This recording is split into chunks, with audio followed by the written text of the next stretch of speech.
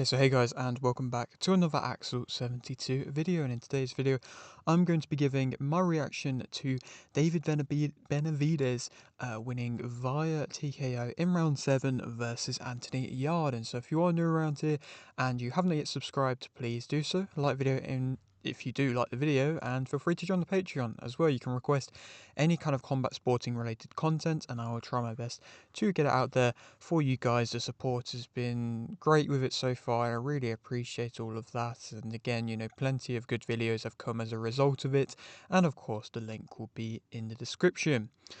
We'll go through the four, big main fights on this card, the four world title fights. Of course, it was a really good card, and I think, to be fair, it lived up to the expectations above it. And again, we'll start off talking about the main event, and of course that was what was a destructive performance by David Benavidez, and a destructive performance in which we haven't seen in a little while from David Benavidez. Of course, he hasn't got a stoppage since coming into the light heavyweight division before this fight, and this was his first one, and I predicted that this would be his first one, and it was. And that was pretty much just as I expected, to be honest. I mean, Yarde was not strong enough to force or push back Benavidez. Benavidez, saying he was a super middleweight, he's just huge. Even for the light heavyweight division, that's no surprise really why he's moving up into the cruiserweight division, just because he is a really big fighter. But again, like I say, he wasn't strong enough to push him back, and he kept doing that kind of slap kind of response. So he'll slap away a shot with his kind of Philly shell that he was doing, which again, like I say, that wasn't something in which I was recommending him doing this fight, because of course he was doing it in the Beterbiev fight, and Beterbiev was kind of coming over the top and landing big shots off of that because it's not that good of a Philly shell. And then of course, he was doing it against Benavidez as well, and Benavidez is somebody who is going to be a lot more just in your face all the time, constant pressure, more so than that of an Artur Beterbiev. And so it was just weird why he was still doing it and still trying to be so just sticking to one game plan throughout the entire fight. He would try and slap away with this kind of weird Philly shell, then he would just try and use small little pit patter shots to try and push away, and they're not awfully bad looking shots in which he's trying to use, but like I said, they're just such small shots that they're just not going to have any sort of effect when you're getting pummeled with the big shots in which, and the big pressure of the big guy in David Benavidez. It's just not going to do anything. These small little pit patty shots in which he's always trying to throw. And again, this is why I thought that he shouldn't be coming into this fight looking like this. I would want to see him try and get off at least some of his big shots, like his uppercuts and things like that, which at least caused a couple issues to Beterbiev when they fought, but he didn't even land any of them. This was a real shell of a performance from Anthony Yarde compared to his of the Beterbiev performance of his. And of course, not to give anything away from Benavidez was dominant. He looked the best in which I felt like he's ever looked in his light heavyweight career, and I think it's really him back to his best. And like I say, he was able to use his speed. To be fair, in his other light heavyweight contests, he had looked a little bit slower, and I was worried that he was getting a bit slower. But in that performance, like I say, he came in, he looked better at the weight, he looked a bit more leaner at the weight while still looking strong. It didn't look like there was much excess, weight or fat on him, which was nice to see. But again,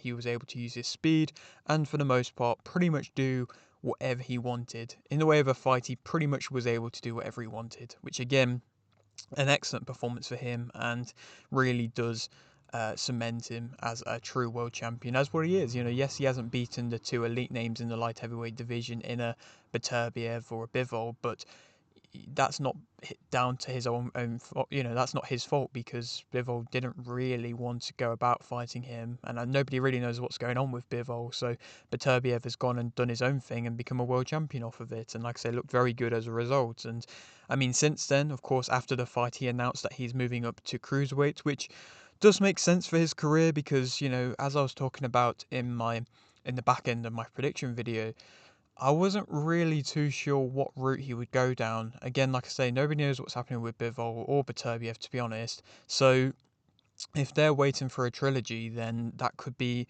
a while. That could be, spring, summertime next year if that does happen. And then, from there you'd have to wait a good few months again before he was even considered as a name to face over them two guys. So otherwise, there's not really any guys who make, complete sense for him to fight. He could fight a Callum Smith, but that's not really a fight that's going to benefit him that much, in my opinion. So, he's going to go up, he's going to look, and he's said, I think, May 2nd or May 12th, sometime in May, is when he's trying to fight Zerda Ramirez. And, I mean, if he's called him out, that means that perhaps His Excellency's already kind of worked on something there. But if I was Opataya, I would be fuming, because of course Opataya has been calling for that fight for ages. I don't know if he's happened to fall out with His Excellency or something, I'm not too sure, but he's been calling for that fight for ages, and of course now it seems like Benavidez is going to come and swoop in and get that fight instead, and Opataya is fighting Sin Cara.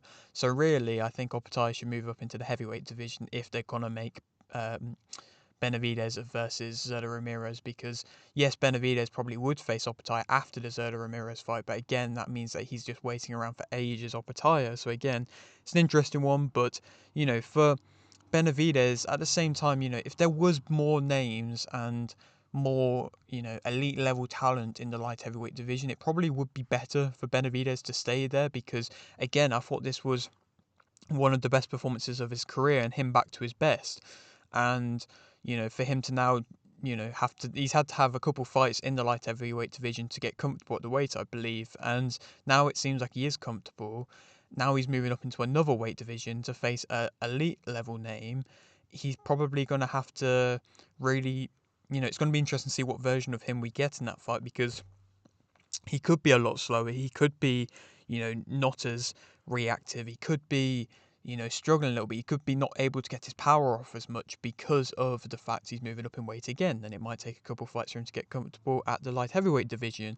Again, he's a big guy and he's got a big frame, but is he, quite ready for his body to move up into the cruiserweight division just yet? I'm not sure, but at the same time as well, May 2nd isn't really that long to adjust your body to a new weight as well. But if he is able to do it and is able to win against Zerda Ramirez, then that's the makings of a real pound for pound good fighter there, to be fair.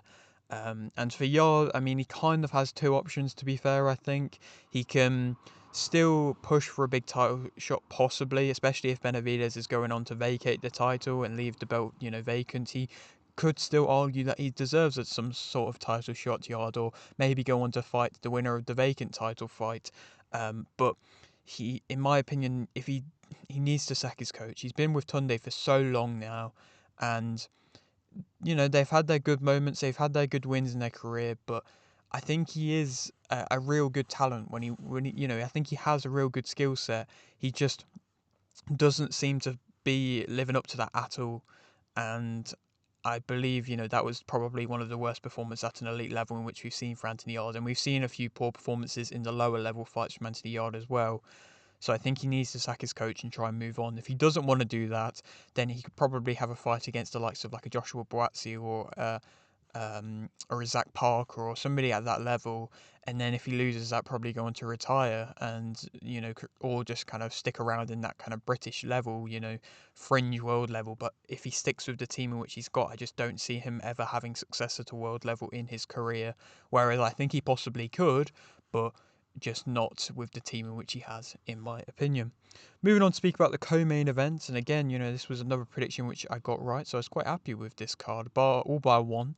I got right, and Devin Haney, of course, won by unanimous decision. A lot of people were coming and putting money on Brian Norman Jr. to, upset things and get a knockout of Devin Haney, and a lot of people were like, "Oh, this is the, the betting fight to make. This is the fight in which you can win a lot of money by betting on Brian Norman Jr. and all of this to get a stoppage and everything like that." And he just didn't do it. I mean, Devin put on an expert performance showing that he's levels above Brian Norman. And, I mean, to be fair, he's putting himself back in that kind of top 10 pound for pound contention himself, Devin Haney, with that kind of a performance. I think top 10 pound for pound rankings is an interesting one at the moment, especially, them bottom few rankings of where you put who. You've got the likes of a Benavidez, a Haney, a Jesse Rodriguez, a Shakur Stevenson, a Nakatani, all these great names are all kind of floating around that level, and it's difficult to kind of pair who you put where, to be fair. But, like I said in my prediction, this fight didn't play out It did play out, I mean, very similarly to the Regis Prograis fight, in which I kind of thought it would, with Haney getting a flush early knockdown when his opponent wasn't really caring about Haney's power. Prograis was that powerful puncher who was going to try and really push Haney and not really care too much about his power. Then, of course, Haney dropped him and then went on to win via decision. Haney dropped Brian Norman, went on to win via decision. Again, it's a very similar fight. His timing looked very good, and then he rode out for a really good performance against Norman, who, to be fair, Norman, I don't think was fighting awfully. I mean, he landed a couple shots early on, which was the same shots in which um, the same kind of chopping hooks in which Garcia landed on Haney, and Haney's chin seemed to withstand it. He took it on the chin, to be fair, a couple of them in the first and second round before he got his own knockdown, and he was able to withstand them. And so, again, I don't know if Garcia just got some insane power. Of course, he was on steroids and stuff at that time, so again, it does kind of make a difference, and that's obvious that it does make a difference now after seeing this performance, I believe. But I think Haney's chin is still there. It's not as bad as what everybody else was making it out to be. And again, like I say, he wasn't running the entire fight. It was a really good performance. He, was on the back foot quite a bit in the later rounds, but he was getting his timing down really well. He was, able to use that movement again. Similar to Shakur Stevenson, you're able to use that movement and that that ability, but you don't have to be so defensive. You can still mix in the offensive attacks where you're just levels above, because you can see the timing, you can see when to shoot, you can see the openings and the gaps. And, like I say, that's what Haney was able to do in this performance. And again, put on an excellent expert performance and really silenced a lot of fans in that fight, to be fair. And Brian Norman Jr. showed that he wasn't ready for the elite level kind of title shot. And Haney showcasing that he is, like I say, a true, real talent. And of course, if anybody was doubting that, they shouldn't be after that performance. And I mean, Conor Benn was there ringside, pretending to snooze and all of that. Of course, that's one way to sell a fight. I'm not really too bothered if Conor Benn was to fight Haney next. I think it would be a good fight, but I think, to be fair, for Devin Haney, a Rolly Romero fight would probably be a better fight with more on the line for Devin Haney. Haney said that he's willing to fight anybody, but with Garcia fighting Barrios, which I don't know why he's been given that opportunity, I think it should be Haney versus Rolly Romero next, in my opinion. As I think, like I say, that is a very good welterweight matchup. Moving on to speak about Jesse Bam Rodriguez versus Fernando Martinez. Of course, Rodriguez has now become WBC, WBA, and WBO World Super Flyweight Champion with another KO performance. And again, this was pretty much as expected, with another statement victory. Everybody was basically just writing off Martinez. And to be fair, there's very few fighters in which you can be so confident is going to be able to win and do business. But Rodriguez is one of them. I mean, you could pretty much have bet your house on Jesse Ram Rodriguez to have won this fight, and of course he did.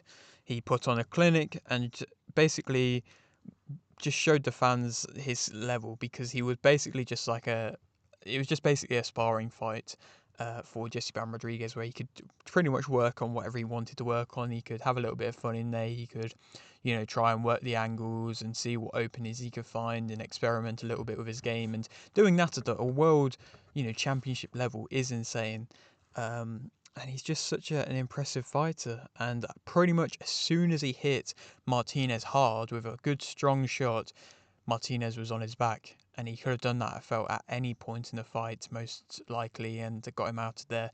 Yes, maybe I would have liked to have seen a little bit more upcuts. That's a shot in which he's been able to have a lot of success with in his past fights. The Cafu fight, the Estrada fight, he was able to land that shot really nicely, and that was open with Martinez throughout the entire fight. But at the end of the day, like I say, he was experimenting new things and didn't really have to be fair.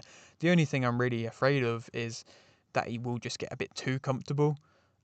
But this next fight of his might be a really big fight. But also, of course, he was able to fight this fight with the underlying distraction of his son being born in fight week. He wasn't there for some of the media and press stuff because his son was, his wife was literally in labour being, with his son being born, which is insane. And that still didn't put him off. He seemed so calm, so relaxed, and put on an expert performance. So again, that's just showcasing his discipline, his skill, his level, his mindset is amazing. And then, like I say, possibly this next matchup of his could be a really big fight. Of course, they're talking about Undisputed in the summer. If you know who the other, what the other title fight is in the super flyweight division, it's Kenshiro Taraji versus Willy Baldo Garcia. If it's Garcia and he beats Taraji, then that's Garcia picking up an actual really good win against, an elite level name, and that makes, Garcia a bit of a bigger name, but that would be a real surprise win. And if Taraji is able to do it, of course, Taraji has been an elite level name. Of course, he is coming off a loss himself, but that's still not really taken away from his pedigree in which he's had in the world rankings and his pound for pound status in the past himself, Taraji. So I think this is, like I say, a really good possible matchup for the undisputed title, and again has another chance to bump Rodriguez into possibly the top five of the pound for pound rankings. He could even be there now, to be fair, with what he has achieved, which is crazy because he is still pretty young, to be fair. And then moving on to the final world title fight, which was on this card, which I'm going to be speaking about, which of course was Sam Noakes versus Abdullah Mason. Abdullah Mason became a world champion. He won via unanimous decision versus Sam Noakes. And credit to Mason for being able to keep a high pace throughout the entirety of the fight. He did look levels above skill-wise than Sam Noakes from the start, but I thought he would maybe slow down a little bit. I thought he would get caught with a few shots and then maybe back up a little bit. But, he did get caught with a few shots, and I think he was possibly trying to rush and finish the fight a little bit too quickly and force the fight a little bit. But still, for the most part, he was putting on a clinic, to be fair. And he had Sam Noakes hurt on multiple occasions. Like I say, I felt like possibly at one point he could have got him out of there if he just slowed things down. But at 21 years old, he is a real high-level talent. And I didn't give him credit for that. I actually said that Sam Noakes would be able to stop him late on with the power in which Noakes has. And Noakes was incredibly tough in this fight. You have to give a lot of credit to Noakes. He was a very durable, fighter. And I think his stock has, rose after this fight. I feel like a lot of more people know who he is after that fight. But still, like I say, he wasn't able to deal with the speed and the power and the accuracy and the ability of that of Abdullah Mason. And I mean, he was still, like I say, having a couple moments where he was able to land and just respond and hold on and, just not get out of there and not lose the fight via stoppage. But there was a couple of occasions in which it did look like he was being held up on from the, by the ropes.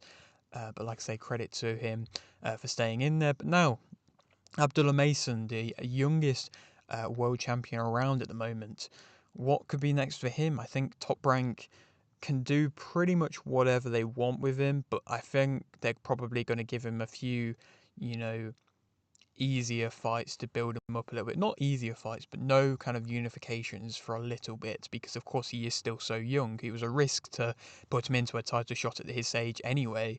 So again, I think they'll probably just try and see how long they can put on events and shows with just him, against a not, that big a name. But in, the lightweight division, there's a lot of still big contender names as well. So it will be difficult to get some, on paper, easier matchups for Mason as a champion. But if they are trying to go for a unification fight, possibly a Muratala fight could be a good fight there to go down, or that kind of a route as a big name fight at least.